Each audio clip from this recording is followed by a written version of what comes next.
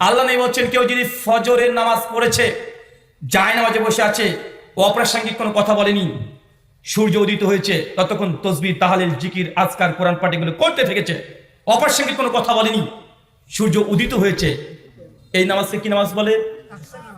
জাস্তির নামাজ। কেউ যদি 4 রাকাত পড়ে, কয় রাকাত? 4 রাকাত।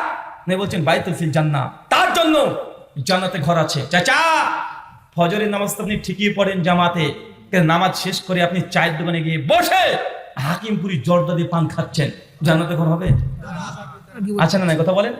আর একদম রাজনীতি কিভাবে হাসিনা পালিয়েছে সব চাচার মুখস্থ, একদম সব মুখস্থ, ইতিহাস, জীবন বিজ্ঞান, ভৌত বিজ্ঞান সব চাচা পণ্ডিত, বড় রাজনীতিবিদ।